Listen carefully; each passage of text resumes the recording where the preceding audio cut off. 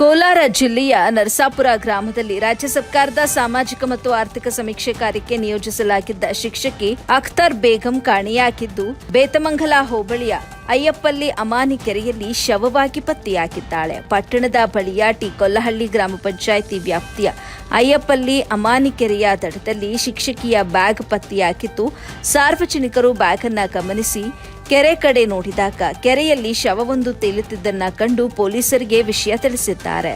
ವರದಿ Chand Pasha, AB news Kannada, Kolar.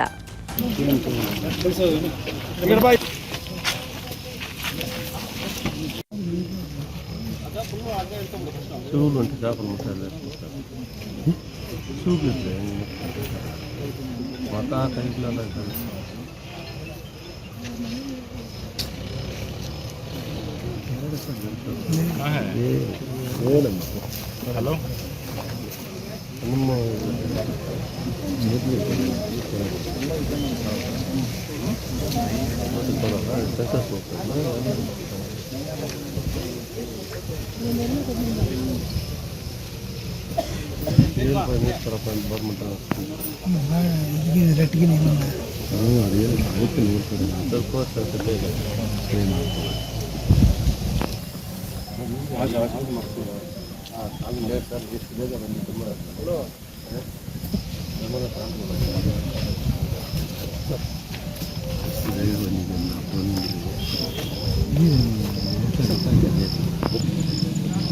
Karnataka ರಾಜ್ಯದಾದ್ಯಂತ ವಿವಿಧ ಜಿಲ್ಲಾ ಹಾಗೂ ತಾಲೂಕು ಕೇಂದ್ರಗಳಿಗೆ ಎಬಿ ನ್ಯೂಸ್ ಕನ್ನಡ ಟಿವಿ ಚಾನೆಲ್ಗೆ ವರದಿಗಾರರು ಬೇಕಾಗಿದ್ದಾರೆ.